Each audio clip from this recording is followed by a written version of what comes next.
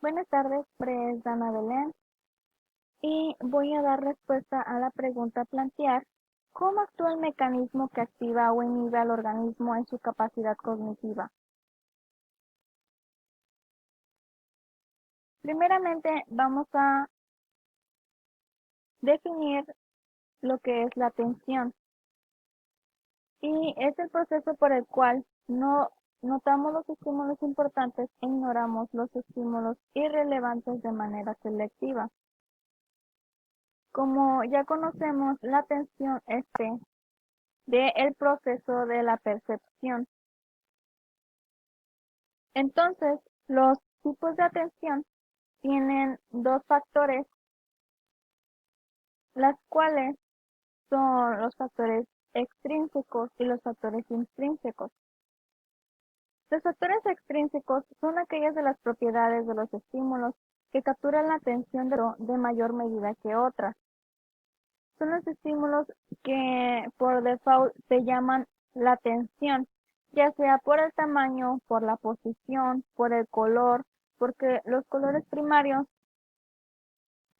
estimulan más el sentido de la vista que los colores blanco y negro. La intensidad, el movimiento capta más tu atención cuando cuando el objeto está en modo dinámico que un objeto estático.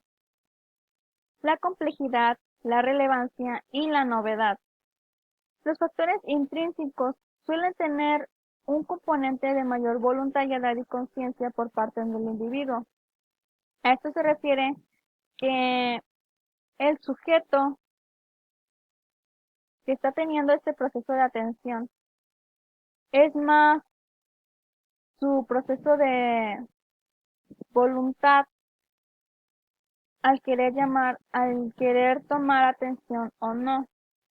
Un ejemplo de ello es el interés, las intenciones y motivaciones del sujeto, las expectativas del resultado, los rasgos de personalidad y los estados transitorios. ¿A qué me refiero con los estados transitorios? Me refiero a lo que es el estado cuando el sujeto está cansado, cuando tiene energía, el estado a la toma de medicamentos. Y entonces, como incluyen los factores, también existen los tipos de atención. Uno de ellos es el aurosal, que hace referencia a nuestro nivel de activación y a nivel de alerta. La atención sostenida trata de la capacidad de atender un estímulo o actividad durante un largo periodo de tiempo. La atención focal se refiere a la capacidad de centrar nuestra atención en algún estímulo. También existe lo que es la atención selectiva, que es la capacidad de atender a un estímulo o actividad en concreto en presencia de otros estímulos distractores. Un ejemplo de ellos es cuando estás en el aula de clases y estás escuchando al profesor, pero a tu alrededor tus compañeros están estimulando el oído, platicando sobre un tema de interés, pero aún así tú decides escuchar al profesor. También existe la atención alternante, que es la capacidad de cambiar el foco atencional entre dos o más estímulos.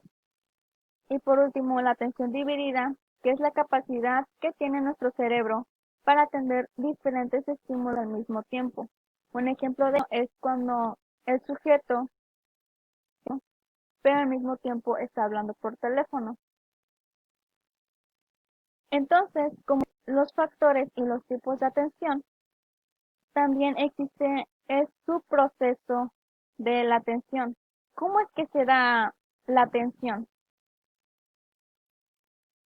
Y en este mapa mental les voy a contestar a la pregunta de cómo actúa el mecanismo que activa o inhibe al organismo en su capacidad cognitiva. El primer subproceso es la activación inicial a través de la capacidad de focalizar y ejecutar eficazmente. Tiene como objetivo dirigir la atención hacia los elementos relevantes de los estímulos, descartar a ellos que no son relevantes y efectuar una acción rápida y certera en respuesta a dicho estímulo. Entonces, el primer subproceso es encontrar ese objeto que estimula cualquiera de los sentidos del sujeto. Y entonces, una vez que ya esté hecho el primer subproceso, pasamos al segundo subproceso, que es sostener la atención en el tiempo o capacidad de vigilancia. Que en este subproceso, las estructuras relacionadas son la formación reticular y algunos núcleos talámicos, porque en este subproceso también está dirigida hacia lo neurológico. Entonces, una vez que ya hayas hecho el primer subproceso y hayamos ya focalizado, ya tengas la atención de ese objeto, pasamos a lo que es el tercer subproceso, que es codificar la información, que consiste en mantener la información en la memoria operativa el tiempo suficiente como para que se incorpore a la memoria y pueda ser recuperada posteriormente cuando se necesite. Este es su proceso de la atención, la estructura, el hipocampo. Entonces, ya después del tercer subproceso pasamos al cuarto subproceso de la atención, que es cambiar la atención adaptativamente y resistir la tendencia y la perseveración, que este permite cambiar el foco de atención y volver a enfocar iniciándose de nuevo al ciclo de la atención. Este cuarto subproceso está asociado a la flexibilidad que implica la corteza prefrontal como estructura cerebral. Entonces, volvemos a recordar que la atención es una parte esencial del proceso de la percepción. ¿Para qué?